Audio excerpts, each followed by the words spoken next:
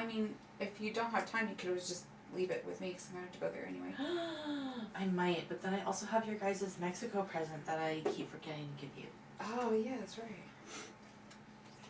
Like, I could have brought it for you, but I didn't think about it. What? So I'll just keep it for myself. Wow! After I slaved morning after morning for your cats. After I thought they were going to be my cats for a few days. You thought I died. You were immediately, you're like, okay, well, we have 2 brand new cats. Sean is dead. We get these cats. They poop on the floor just like ours. It's great.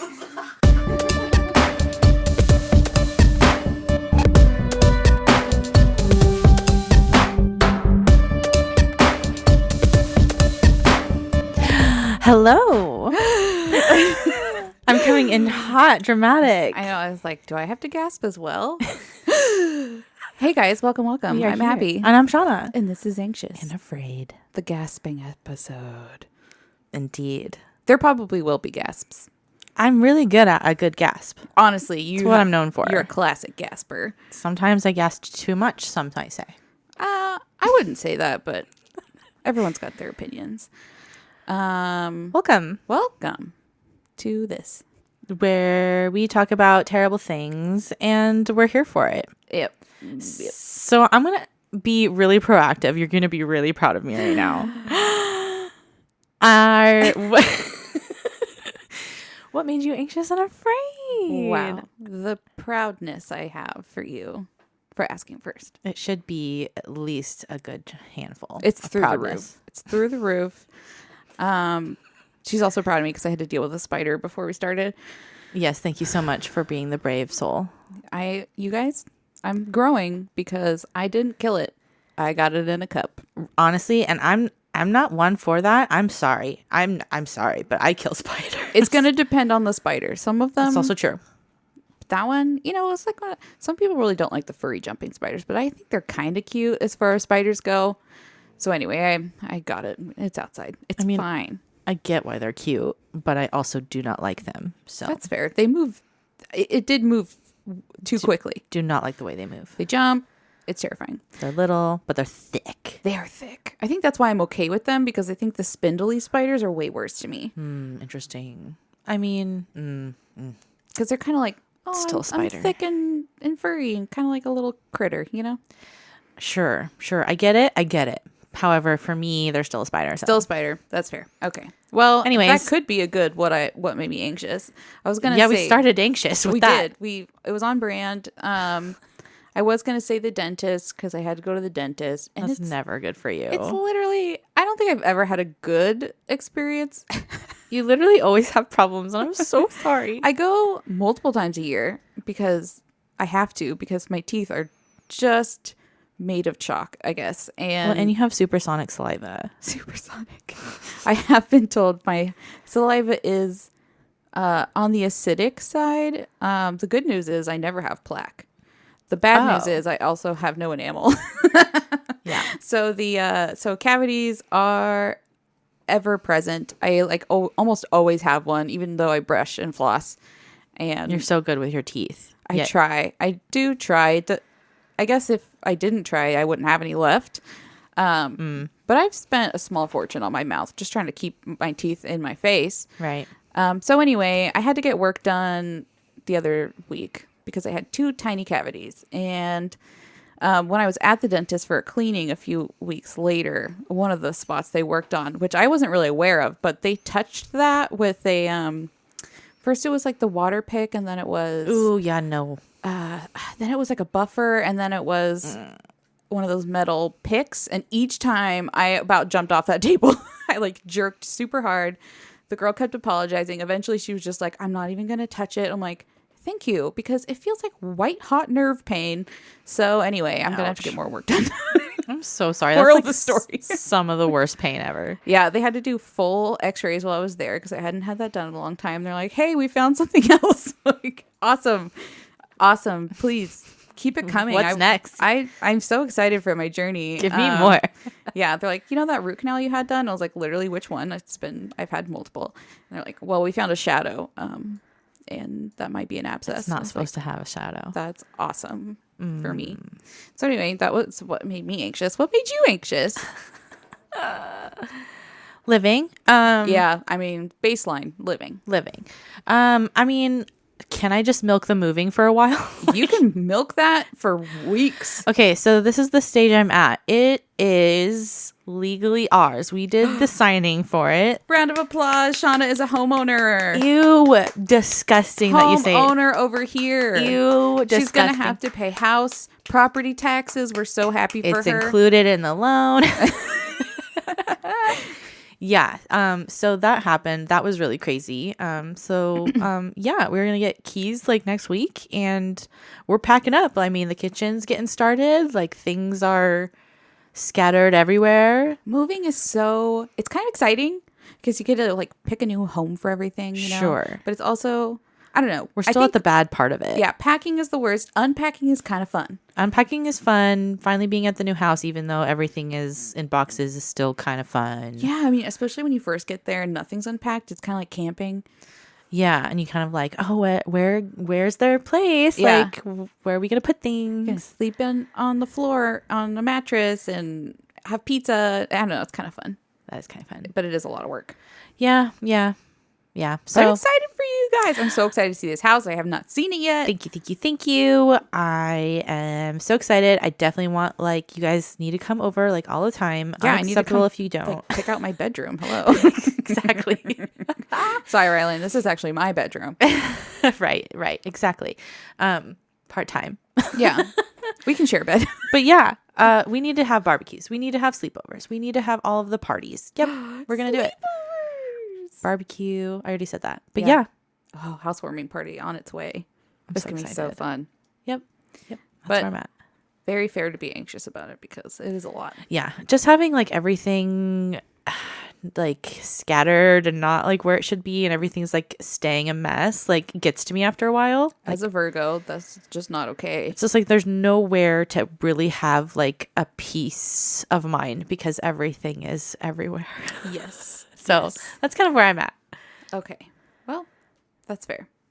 Sorry, Jessie just texted me. She's like, when are you coming over? I'm like, Oh yeah, we have things to give her. She's about to have a baby. Oh my gosh. Yeah, we should talk about that. We're getting ready for her. Girl. Baby number 2. Baby number 2, probably next week, is going to be here. I can't even believe it. I mean, I can, but like, whoa. All over again. It's like so weird. So much is happening right now. It is. It's happening all at once. That's always how it goes. It really is. Yeah, man. So everyone send your good positive vibes to our good friend Jessie. Yep. She's got to push a baby She out. needs it. For sure. Yeah. But yay.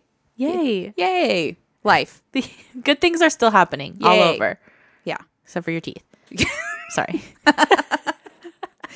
Well, you know, I don't have anything good to say about my teeth. They're beautiful. Thank you. I love your smile. Don't quit smiling. I won't. Even when I had half a tooth missing in the front. That's right. I don't know if I've ever told that story. When I was a kid, I've never truly seen it. I don't well, it's like glued. It's in there unless it falls out. But I don't think I saw it when it came out that one Yeah. time. I fell on my face pretty hard when I was a kid and broke my front tooth. You poor thing. So there's only half of it there, but you can't tell Nope. due It's to fixed. modern dentistry. Claps to modern dentistry. Claps, claps, claps. Honestly, if we weren't now, like in this time period, I would, if we were like 200 years ago, I would probably have no teeth left. No teeth, wooden dentures. Wooden dentures. Ugh. Oh, that'd be a cute look. Do we have anything else in the front to talk about? In the front. No, I think we're good. Honestly, I'm ready for a story. Are you? I kind of am. Okay, this one's gonna be a doozy. Is it? It's yeah. Oh no, you're changing the vibe immediately. Okay. Things just got sad.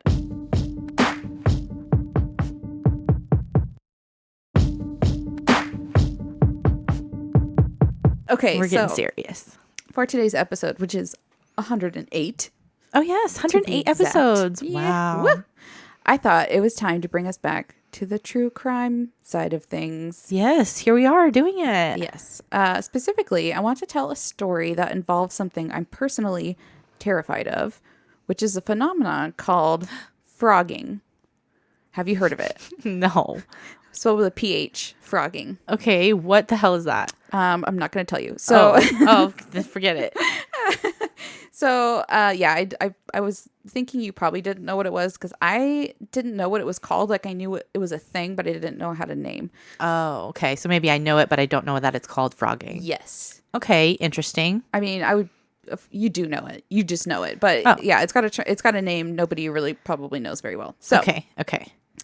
I am going to give a content warning up top because there's going to be murders.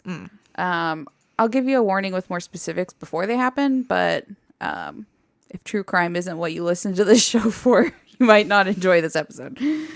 And one more disclaimer, the story I'm about to tell has been covered on a lot of shows and websites. Oh.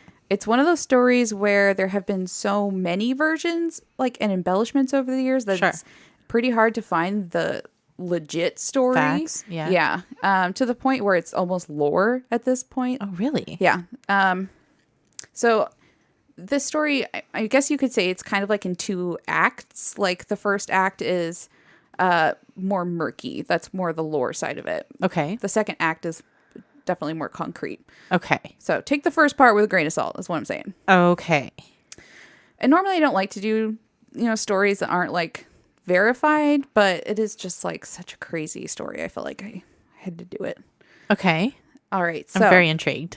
Yes. And there are kids in this story. So I'm already breaking my own rules on not doing any kid stories, but we said that like 2 episodes ago or something. I was like, I will never do a story involving children. Here I am.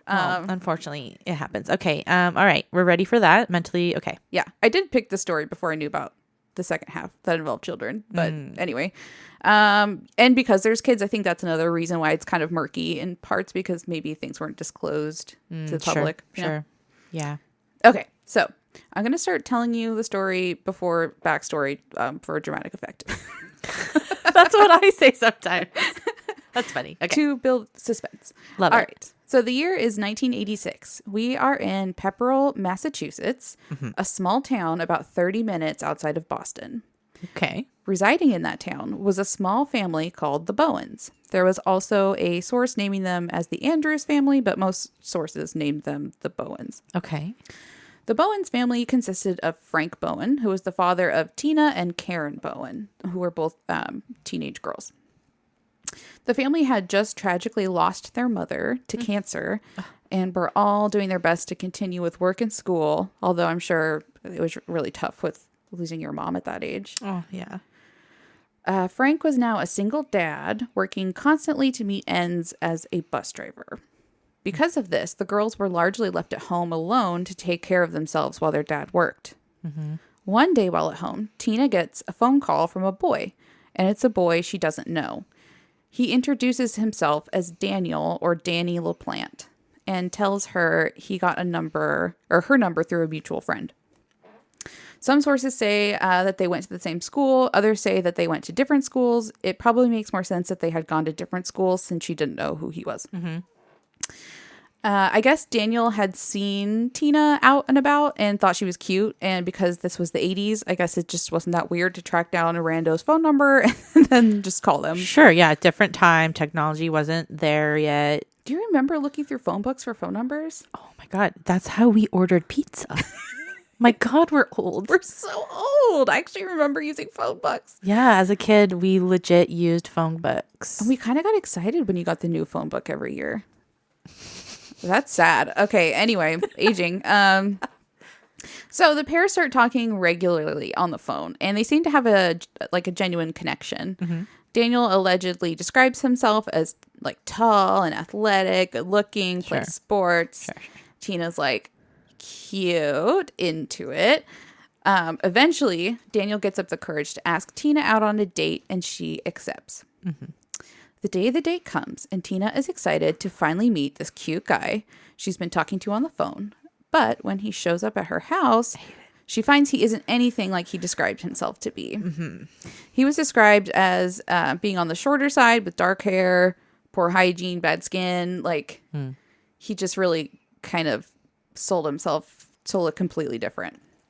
So Tina doesn't really know what to do, and it's like awkward. Sucks. Yeah.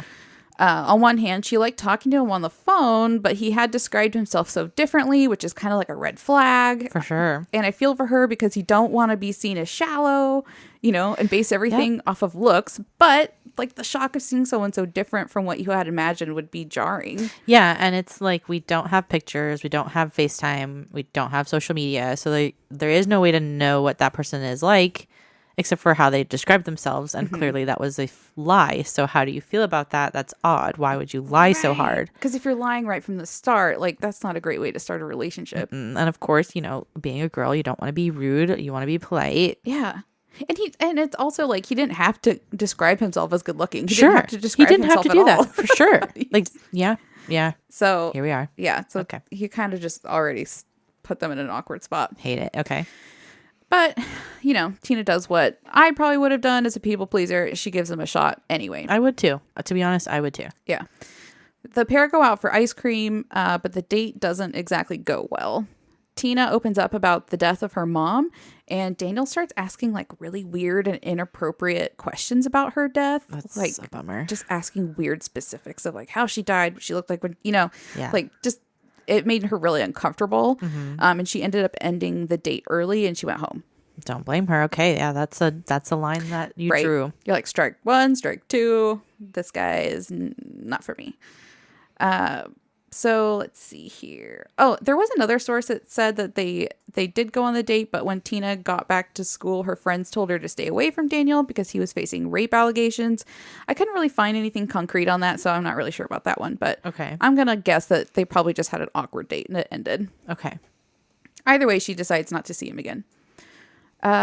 So this next bit, it also feels like an embellishment, but here we go. I'm just going to tell you. Soon after the date, while her dad was at work, the sisters decided to either, there was different sources on this, either play with a Ouija board or hold a seance to try and contact their late mother. Oh, that makes me sad. Yeah. It is murky on whether they had any success in speaking to her. Some sources say that the dad came home and interrupted their Ouija board session before they could close it out, which I we can all see know that. is a big no-no in the Ouija board world. Okay. Yep. Shortly after that happened, strange things started happening around the house. Items started showing up in different places. The girls heard knocking on the walls. They would get home from school to find the TV on super loud, or the channel would mysteriously change when they weren't in the room. Weird. They began to notice food items being left out or half-empty beverages left on the table. At first, the girls believed their late mother was trying to contact them. They heard the knocks, and they seemed to be intelligent, as if like responsive to things that they were saying or doing. They tried to tell their dad about it, but he didn't believe them, Of course. assuming they were either messing with each other or doing this for attention. The sisters were frustrated that their dad didn't believe them. They were often home alone, and the spooky activity in the house was only escalating. One source stated that Tina even found a family photo pinned to the wall with a knife through it. And if the sources can be believed, it would only get worse from there. That's not just a ghost. Like, Ghosts don't do that. I mean, Like nice ghosts. Like sure. Nice ghosts wouldn't do that. It I just- feel like you've heard stories of like poltergeist. Like that kind of sounds kind of poltergeisty. it definitely sounds poltergeisty. And I feel like you can hear of like knives like flying in the air, I guess. But not like through a photo. specifically through a photo on a wall feels too much. Yeah, I'm with you. Okay. Okay, so I know I'm sounding like a broken record, but this next bit also has a few different versions of how it went down. So one night, the sisters are home alone, as usual, when they start hearing the tapping noises again. Only now it seems to be coming from the basement. Against the advice of nearly every horror movie ever made, the sisters decide to investigate and creep down the stairs to the basement. Well, honestly, who else is going to do it? These badass girls are going to do it. They're like, we're home alone. I guess We're the only ones believing in it, so we're going to check it out. gonna handle it. Mom? Scary. Okay. Down there? Okay, so when they arrive downstairs, the girls look on in horror at the message they find written on the wall, Ew. seemingly in blood. The message read, "I'm in your room, come find me." I hate it. That's disgusting. It's so awful. Oh. Okay. Yeah. I already feel like I know where this is going, Okay. but continue. Okay. Scared out of their minds, the girls run to a neighbor's house and call their dad, asking him to come home immediately. Abso-freaking-lutely. That's what you should have done. That's the move. He rushes home and investigates the basement, realizing that the message was written in ketchup, not blood. Classic. That's, of course, the first choice. Ketchup. Unfortunately for the girls, their dad assumes that they are either messing with him or each other and doesn't believe the message was written by anyone other than themselves. Okay, so I guess for the time, I can understand it. I can understand wanting to brush it off. Maybe it's grief. Maybe they're acting out because of the grief. Like, exactly, yeah. I get the reasoning. However, now we know better. Well, yeah, I mean, even now could be just messing with him, but because they're like dealing with their grief in just like a messy way. But sure, absolutely could totally be the case. Yeah, but like, I feel like these days maybe there's just better resources. Like, yeah, or like maybe better conversations to have, or be like I don't know, maybe address it in a more educated way. Yeah, definitely. And like from the girl side of things, like I can't even imagine how so frustrating, scary and frustrating. Like you don't have like your one person that you have to help you. Like creepy, weird things are happening, and that too. It's not you, and they don't believe you. Yeah, and if it's truly either case scenario is terrifying to think about. It's terrifying. Mm-hmm. Yes. Sorry. Okay. Continue. Correct. All right. It's scary. Yes. So a couple more weeks pass, and things had quieted down a bit until the evening of December 8th, 1986. The sisters are once again at home watching a movie together when they start to hear noises again, but this time it's coming from upstairs. They creep up the stairs to investigate, and Tina comes into her bedroom to find another message scrawled in red letters. Ew. I'm back. Come find me. I hate it. Again, the terrified girls ran to the neighbor's house and called their dad, who was beyond annoyed but came home anyway. I might have licked the message first. It might have been like, wait, is this ketchup? You go grab a French fry. Let's test it. Don't waste it. Grab some French fries. Don't waste it. Okay, so he gets home. The dad gets home. He enters the house to investigate. He notices that the TV is on way louder than it should be and continues to the stairs. He climbs the stairs to Tina's bedroom and sees the message, I'm back, come find me. He also sees another message written in red that says, marry me. No, that's not how you do it. Oh, no. That's not how you do it. Oh. And it's still in ketchup? Yeah. Oh, that's not how you do it. Okay.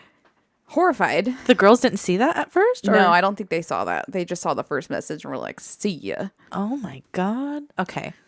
Horrified, Frank Bowen turns away from the message, only to find a figure standing in the bedroom wearing a white dress. What? His dead wife's wedding dress.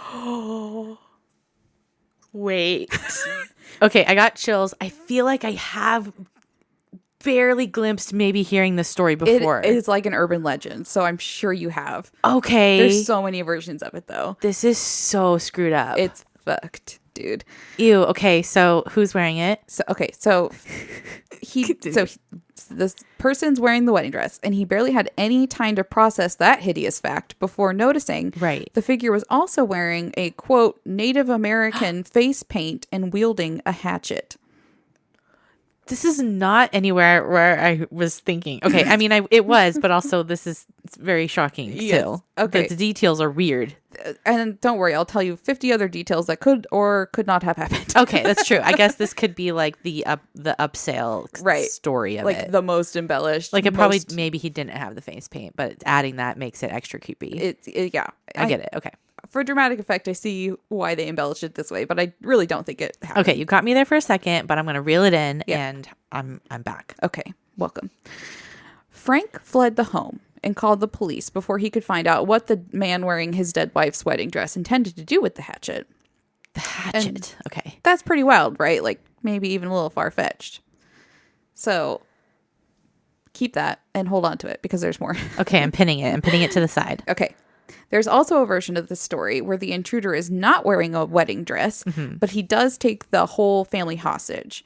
But Tina is able to escape and call the police. Another version has the father wrestling the intruder and getting the hatchet, but the intruder mysteriously disappears in the struggle. Okay, so literally every scenario possible. We're still going. Okay. There's also a version where the intruder was wearing a Native American style jacket and ninja mask. Another version says he had the wedding dress on with makeup, red lipstick, and a blonde wig. Oh, like, okay. Wow. Full getup. A final version I discovered after some really deep digging might be the closest to the truth. Okay. There was an article in the Boston Globe where the Pepperell Police Chief David Young, who worked the case, was interviewed. He said that the girls had a friend over one night, and on this particular night, Frank Bowen was home, not at work. Daniel LaPlante, our friend from earlier, Yes. allegedly, I'm sure you've guessed, allegedly had broken into the house dressed as a Native American wielding a hatchet and calmly took everyone hostage by forcing them into a bedroom. He then stole money and jewelry while the family was sequestered. Okay. The whole family and the friend were able to escape out the window during the ordeal and called the police. The responding officers found no trace of the intruder, which led the Bowen family to stay in a nearby hotel for fear of returning to their home with a maniac on the loose. 2 days later, Frank Bowen decided to return to the home to retrieve some belongings and saw a man standing in front of a window, watching him. Ugh. Frank again called the police, who responded to the scene. One of the officers was named Stephen Beezenson. Stephen B. Hey, what's up? Stephen B. How you be? You be. He was interviewed in the Celtic Centennial saying, quote, "When I opened the door, on the right-hand wall, I saw a knife sticking out of the wall. And I see it's through a family picture," which is probably where that family picture part comes from. Okay. Written on it in magic marker is, quote, "I'm still here, come find me. And now the hair goes up on the back of my head." This is the officer still talking.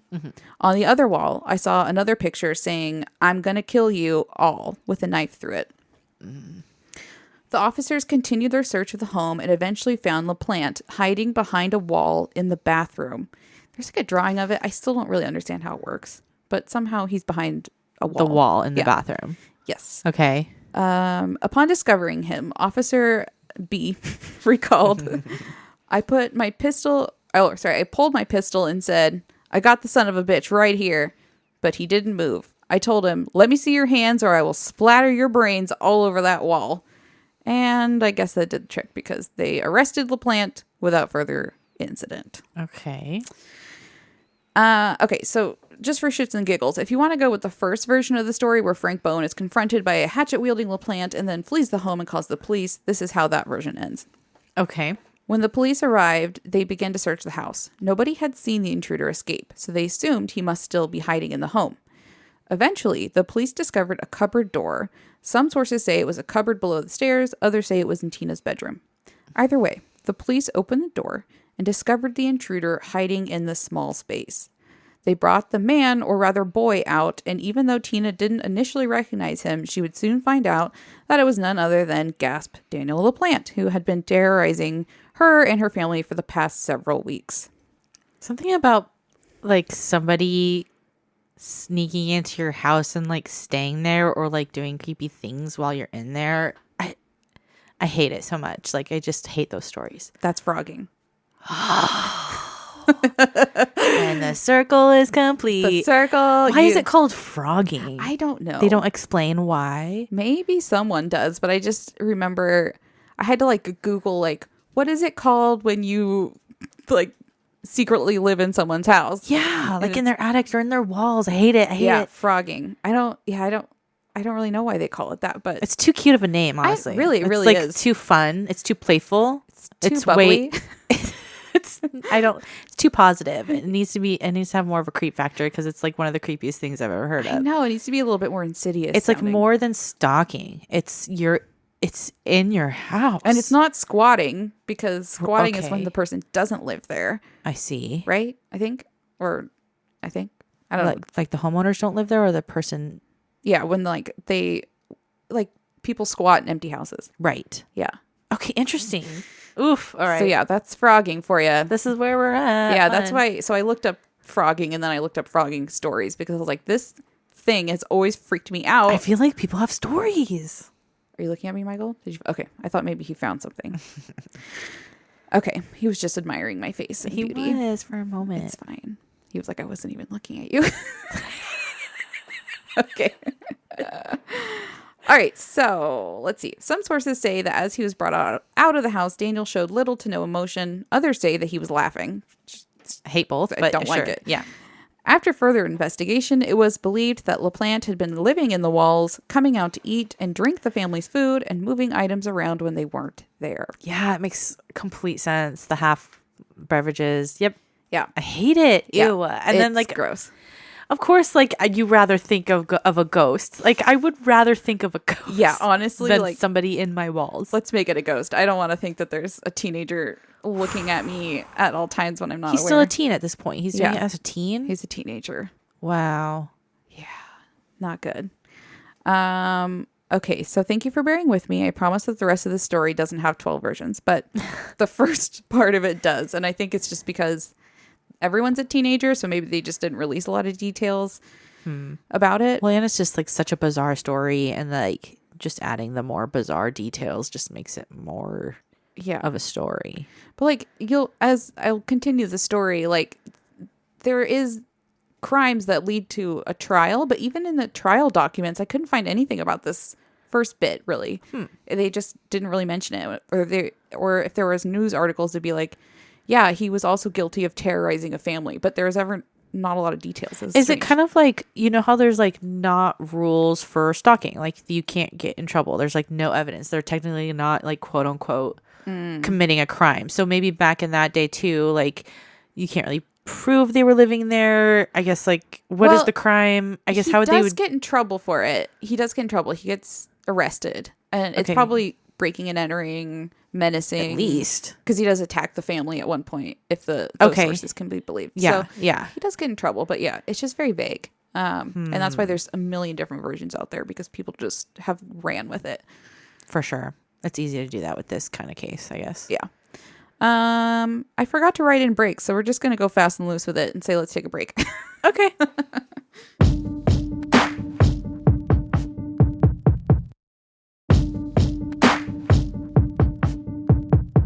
Hi, welcome back. Okay. Shall we continue? Yes, please. Okay. Now, because Daniel was only 16 years old, he's still a minor. 16. Okay. Yeah, he was not taken to jail. He was instead booked into a juvenile detention facility. Makes sense. Not much else is known about the Bowen family as far as I could find. But as far as I know, they did their best to recover from the trauma they had just lived through, and they ended up moving to a different house. I would. Yeah, can't really blame them for that. Okay, so I think it's about time we have some backstory on Daniel LaPlante. Because, like, how do you get to the point where you're living in the walls of an unsuspecting family?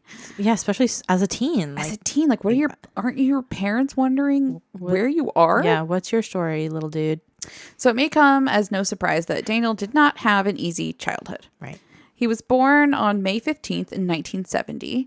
He grew up in Townsend, Massachusetts with his mother and stepfather, along with his many siblings.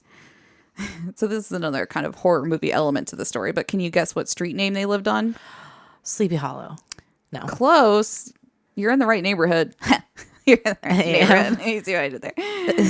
The street is Elm Street. Oh, okay. Yeah, duh. Yeah. So he lives on Elm Street, which I wonder if... Fitting. Maybe there's a connection? Yeah, I wonder what came first. Ooh. So, Daniel's home life was not a happy one. He was allegedly physically and sexually abused by his biological father and possibly other adults in his life. Sucks.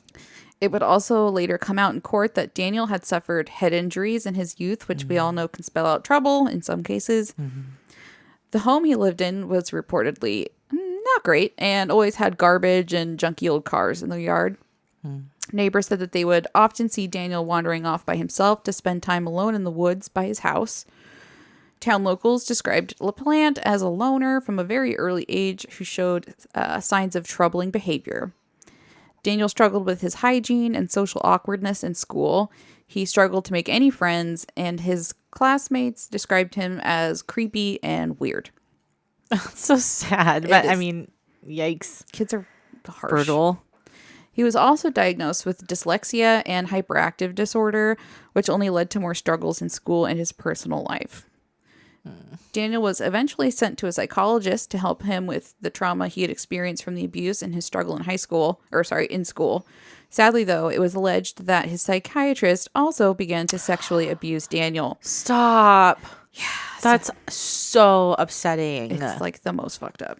I hate this world. This I is know. so bad. People are bad. This world is bad. And people are bad. It's like the one. He just had no chance. He had no shot. Yeah. Like, I mean, I know this is terrible that he does terrible things, but like, that's sad. It is sad. It can be both. He can be terrible and also have had really sad, terrible things happen to him.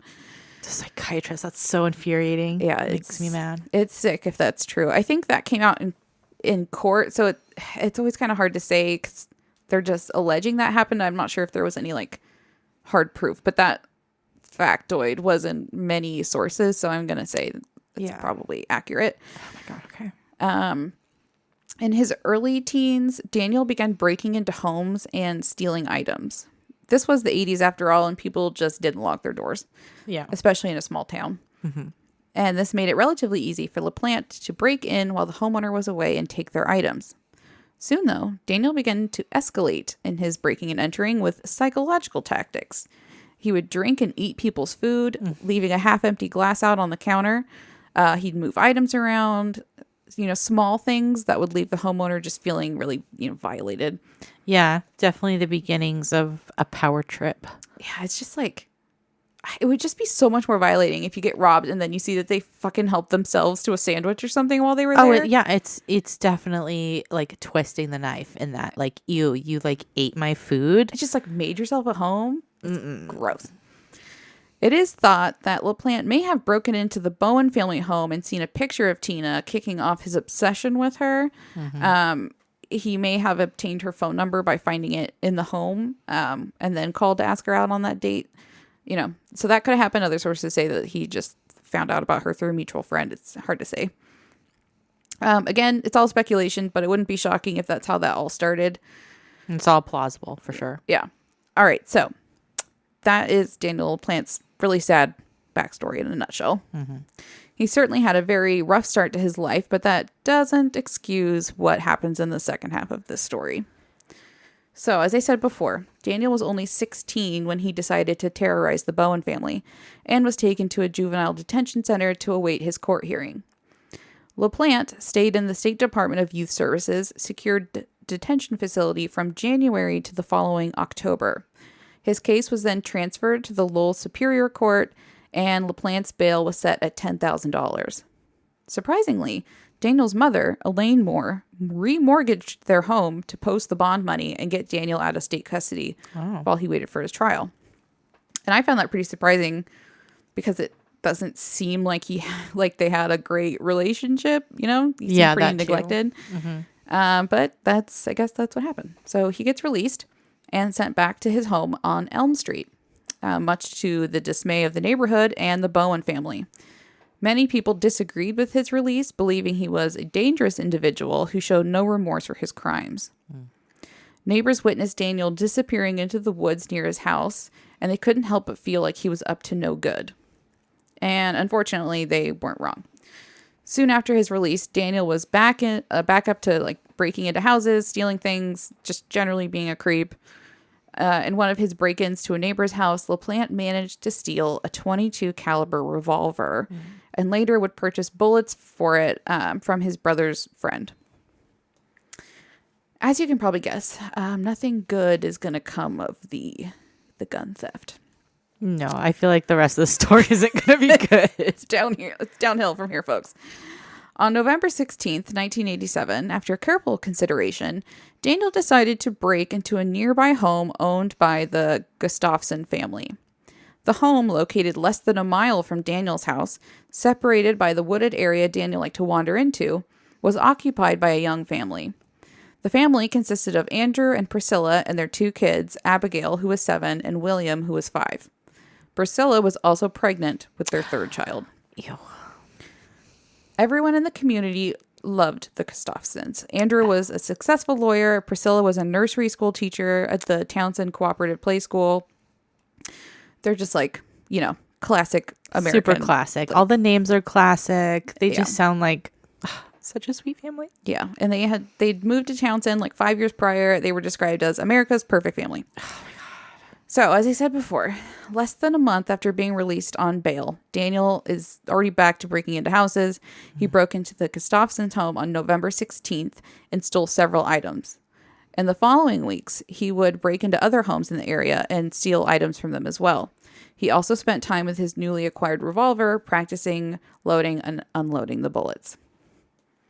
On December 1st, 1987, LaPlante decided to return to the Gustafson home to once again steal more items, but this time he decided to take his stolen gun with him. And it's right here that I'm going to give a content warning. We are going to be discussing violent crimes against women and children, something I don't take lightly and want to give fair warning of. I'm not going to go into the gory details, but I'm just going to say what happened. So if you don't want to listen, you should probably skip ahead. Okay. So Daniel is rummaging through the Gustafsons' home in the middle of the day when no one's home. Andrew is at work, and at 1 p.m., Priscilla picks up her son William from the babysitter and heads home. Upon arriving home, Priscilla and William are confronted by a gun-wielding Daniel LaPlante, who would normally flee the scene when the homeowners appeared, but on this day decided to stay and commit atrocities. LaPlante ordered Priscilla into her bedroom and tied her to the bed. He locked young William in a closet and then proceeded to rape Priscilla. When he was finished, he placed pillows against her head and he shot her twice through the pillows to muffle the sound, killing her. And he's 17? Yeah. What the fuck? Okay. All right. That's so drastic. Yeah. Okay. LaPlante, it just doesn't stop. Then took William into the bathroom and drowned him in the bathtub. Oh my gosh. He's not picking oh no. Okay. On his way out of the home, LaPlante ran into 7-year-old Abigail, who had just returned home from school. She walked by herself home to school.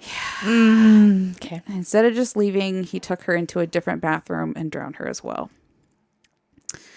She also suffered blunt force trauma, indicating that she had fought him. Which is so fucked up. Oh my God. It's so fucking sad. LaPlante then left the house and continued with his day as if nothing had happened. He returned home, ate a meal, and then attended the birthday party of his 6-year-old niece, where he ate cake and acted as normal. Well, as normal as Daniel LaPlante could act.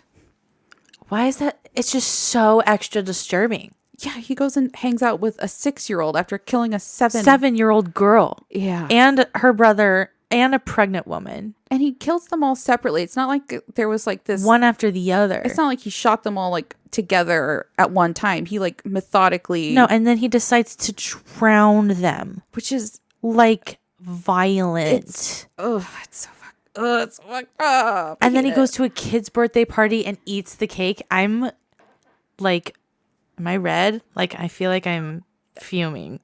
The light bulb's purple in here. It's hard to tell, but I think canceling me out. We're all just disgusted, and this story is so and awful. He's 17. He's only 17. God. Wow, that escalated really quickly. Yeah. So, yeah. At 5:30 that evening, Andrew Gustafson returned home to find the remains of his wife. Oh my God, the dad. Yeah, he had to find his family. Literally his entire family. Yeah. Oh my Lord. Okay. We gotta move on. Quickly. Completely horrified and devastated, Andrew called the police and fled the home. In an interview with the LA Times, he said, quote, "I was too afraid of going to look for my children because I was afraid I'd find them dead." Yes, do yourself a favor and not look at that. Yeah. He said, "It was so shocking and unbelievable. I screamed, I wailed." Oh. So yeah, he found his wife and then just left. He's like, if the wife's gone, it's kind of. And he got home and the lights were all off. So he was like, something is really wrong. Yeah. Oh, that poor man. Okay. I know. After detectives responded to the scene, it didn't take long for them to start looking at LaPlante for the murders. The attacker had left an almost full glass of beer obtained from the Gustafsons' fridge in the primary bedroom where Priscilla was murdered. So he takes a beer out of their fridge and swigs it and then leaves. Yeah. Which is so stupid. Well, I guess DNA is not a thing, and he's a child and he's stupid. Yeah. So but that's like his calling card almost at this point, is to Just to like leave something in the kitchen. or like some Ew. half consumed beverage. So yeah, that eerie clue was very similar to the things Daniel Plant did with food and beverages and his other crime scenes. So the police are like, It's so crazy that was his first murders. right. It doesn't seem like so drastic and brutal. Mm-hmm. It's not like he killed 3 people, and she was 2 children pregnant. It's not even like I can't speak. Yeah, It's awful. I feel so bad for okay. Like how the mindset, like how do you get there? Where is the logic that that's the answer? Or like what is motivating you? And it's like, I don't know. Even like, okay, he kills her. He didn't have to kill the kids. Honestly, what are they going to do? Right. They're so small. Yeah. It's just fucked up. It's So bad. Okay, so the very next day, the police find LaPlante at the town library and question him about his whereabouts on the previous day. He's like, la la la, I'm like, just innocently in the library. I'm just studying in the library. Where I often spend my days. So they question him.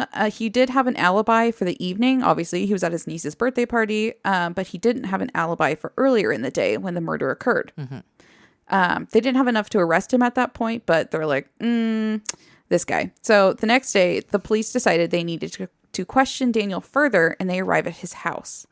Daniel's mother answers the door, assuming the police are there because, he missed a hearing or something for his other crimes. But when Daniel saw the police arrive at his home, he ran, and he made it out of his house and into the nearby woods before the police could catch him. Now, this maniac is on the run. On December 3rd, a warrant is issued for LaPlante's arrest, and a manhunt ensues on a pretty large scale, as Daniel was considered armed and very dangerous. Yeah. So they had like 50 officers, dogs, helicopters, like... They were going after him. Going for it. Good. I would be so scared if I lived there. Yeah. Can you imagine? Like... Wild killing teen on the loose? Yeah, and it's a small town. Oh. Okay, so I also heard that the Bowen family learned that LaPlante was on the run, and they like went into hiding. I think they went and stayed in a hotel because they were so scared that he was. This was after their attack. Yeah. Oh my gosh, So I would they lived freak through out. that. They'd be like, he's after us now. Right. That's what I would immediately assume. Terrifying. Because they might have known about the murders. I don't know what was reported when, but like, God, that'd be so scary. So, they were right to be terrified because Daniel reportedly broke into a woman's home named Lynn McGovern and hid out in her upstairs bedroom while the police searched the wooded area near his home. Lynn reportedly was not home at the time, but arrived in her neighborhood to find the area flooded with police. After pulling up to her home, Lynn flagged down an officer and requested that he go inside with her first. Absolutely. Yeah, it was a good instinct because once they entered her home, the armed Daniel LaPlante decided to flee instead of fight, which might not have been the case if Lynn had gone in alone. So he escapes out the upstairs window onto the roof and once again gets away. Wow. But he's not done terrorizing the area yet. He also broke into a woman's home named Pam Makala and threatened her, ordering her to drive him out of town in her bright orange van. Just like very inconspicuous. Wow. I mean, I guess it was the 80s, but was everything else orange? I mean, no. I mean, that's distinct. It's still a wild color for a van. Like you're gonna notice it for sure. I mean, convenience for our part to hopefully catch him. Right. There's probably not very many in the area, but like I also heard that he demanded she drive because he only had his learner's permit. Because he's a freaking kid. Right. Wow. So, yeah. So he is now also kidnapping. Yeah. Yep. So she's driving him near Town Hall when Pam decided to make a break for it, and she was able to flee from the van. I don't understand the logistics of how she did that, but it's amazing. I'm glad she Great for her. survived. Yes, absolutely. He gets away again. He's still driving. He's now driving the bright orange van. The bright orange van. And we're not talking Scooby-Doo. I mean, I know it's not orange, but okay. Yes. I mean, might as well be. Sure. It's that recognizable. So I think I also had like big for sale signs in the windows. It was just like, it would be very hard to miss. Like the one van you probably shouldn't be getting if this is your plan. I wonder if he like knew that that's what she had in the garage, or if he like was like, fuck, like this was not the right house. He's probably not that smart to think. No, he's probably just going. Not thinking ahead for sure. Okay, so she gets away, but immediately tells the police what he's driving, and now the search is on, and considerably narrowed down because of a bright orange van. Mm-hmm. The stolen van was soon spotted in the nearby town of Ayer by Ayer. It's Ayer. Ayer? By Officer Charles Nelson, who pulled the vehicle over. Daniel then fled on foot down an alleyway and into a nearby lumberyard, where he threatened the owner with a gun and jumped into a dumpster to hide. Okay. The police quickly surrounded the area, and they finally arrested Daniel LaPlante. He was taken into custody and charged with 3 counts of first-degree murder for Priscilla, Abigail, and William Gustafson, along with a slew of other charges for the several crimes he had committed over the last few days, breaking and entering, kidnapping, etc., etc. LaPlante was sent to Bridgewater State Hospital for psychiatric evaluation after he pled not guilty to the murders and was found mentally fit to stand trial. Although LaPlante's attorney stated that all the evidence against Daniel was circumstantial, it was pretty damning circumstantial evidence. Because, there's not an eyewitness, but, like, the evidence, it's just pretty astounding. So, when the police searched the Gustafson home, they found a pillowcase containing shell casings that matched the bullets found in LaPlante's home and also matched the gun that he had previously stolen from a neighbor. Mm-hmm. They recorded sneaker prints outside the Gustafsons' home that matched the shoes Daniel was wearing when he was apprehended, and they found a glove at the Gustafsons' home, and its match was located at LaPlante's home. I mean, okay, yeah, there you go. Yeah.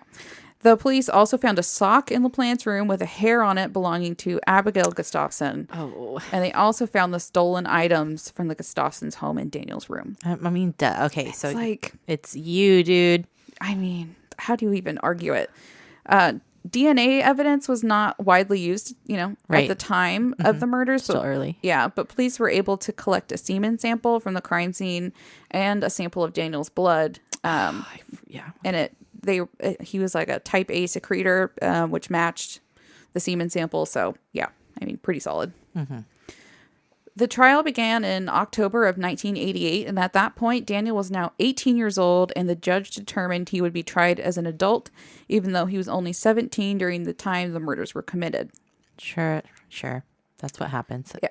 His defense attorney brought up Daniel's rough childhood and the abuse he suffered as a child. He also tried to point the finger at Daniel's stepfather and brother for the murders, but they both had solid alibis. LaPlante's demeanor during the trial also didn't help his case. He seemed to show no remorse for his actions and reportedly smirked his way through the proceedings. Yeah. In the end, Daniel LaPlante was sentenced to 3 consecutive life sentences without the chance of parole. He has since been incarcerated in the Massachusetts Correctional Institution, and although he's applied for appeals and has generally been a pain in the ass in prison, he has been unsuccessful in his appeals and will remain hopefully in prison for the rest of his life. Yeah, I don't think you're gonna change. No, and even like it sucks though, just because they do the appeal, it's all brought back up again. The family has to live through it again. They're gonna even if he gets denied, like they still have to relive it. That's true. So I mean. And maybe I guess that's his way to still cause a mess. He's like, he did a whole like apology, like, oh, I'm so sorry I did all this. But like then psychiatrists evaluated him and they're like, he still doesn't really show remorse and he's minimizing what he did. So they don't. Yeah. I mean, I probably like it's like, yeah, isn't I know you did like, was it a mini episode about the difference between psychopath and sociopath. But yeah, he's definitely one of those because it doesn't seem like he has like any remorse. feelings. No, yeah, and who knows, maybe like the head injuries damaged his brain or his like ability to feel empathy, but like he doesn't seem to be that sorry for what he did, and which is horrific. Don't feel bad at all that he'll be in prison. No, I almost thought you were gonna say 3 years, and I was gonna be so mad. Oh my god! But it was 3. Like, and he's out right now. I was gonna be so mad. No, he's in jail. I guess he's a pain in the ass in jail. Yeah, he would be. Complains a lot. He's always filing like I'm being treated poorly and for all kinds of different reasons. Sure. But yeah, he's in there. He's staying in there. Good. So sorry about that sad story, and that's the case. Oh, and it's over. Okay, wow. Yeah, I don't have anything else for you. So kind of a short one for me today. It is, but it was good. Thank you. You still told it well. Still a good story. It's a wild story. That is wild. And now we know what frogging is. Yeah, yeah. Hopefully you never have to experience it. Right. There's a lot of crazy frogging stories. Like, it's just probably happens a lot more than we realize or know of. The attic. Ooh. He's like, I'm not going up there. Okay, well, let's do City of the Week. Okay.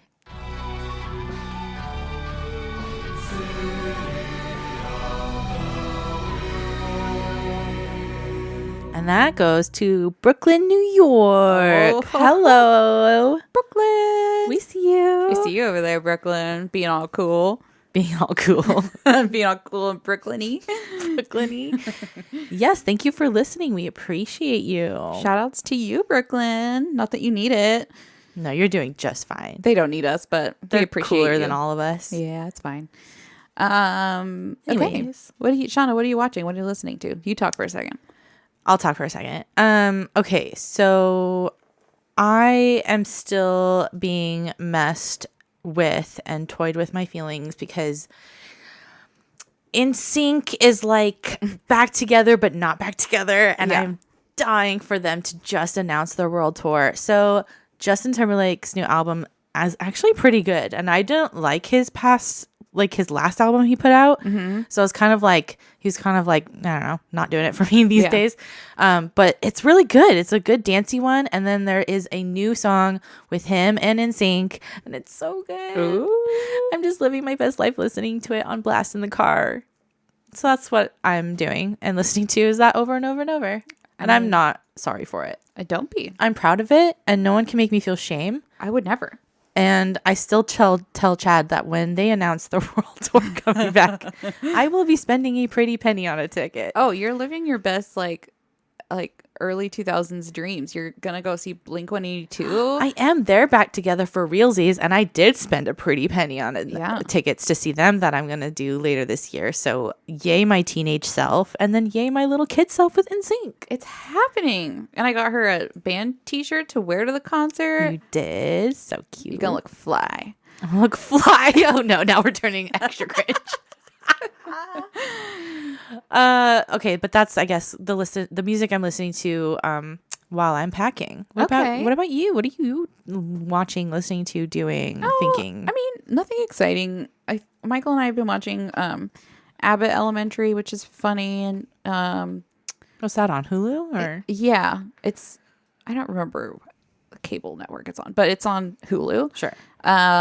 It's funny. It's probably going to be triggering if you are a teacher because it's just makes sense. All of the terrible funding and everything that they deal with. But it's funny. It's kind of done like an Office style. Oh, nice. You know, cool. So there's that, and then there's a new season of Somebody Feed Phil. We love that show. You've mentioned that show before. It's on Netflix. It's just so pure and heartwarming, and will make you want to eat all the food and travel and eat all the food.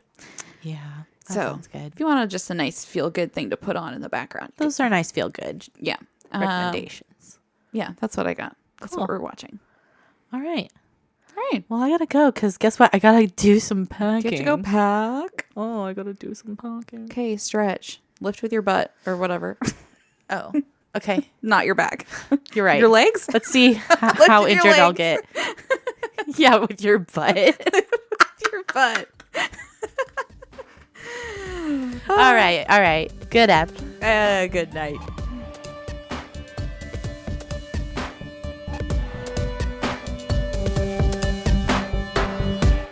All right, my sources are the Boston Globe, allthat'sinteresting.com, celticcentennial.com, wikipedia.com, newspaperarchives.com, cbsnews.com, talkmurderwithme.com, and an episode of Redhanded Podcast, episode 103. Our music is by Broke for Free and Matt Edwards, and we are edited by Michael. All right. Should I list our social needs? Please do. We have a lot of our things at Anxious and Afraid the Pod. So that's our handle for both of our Facebook page and group, along with our Instagram and Gmail. We have a Twitter at AA the Pod. You can support us on patreon.com/anxious and afraid. If you do that, you get some pretty nice perks. You get ad-free episodes that are released a whole day early, and you get a free sticker. You can also support us for free if you can't do any of that by leaving a rate review. You subscribe to the show, tell your friends. Yeah, we would appreciate all of it. Do it right now.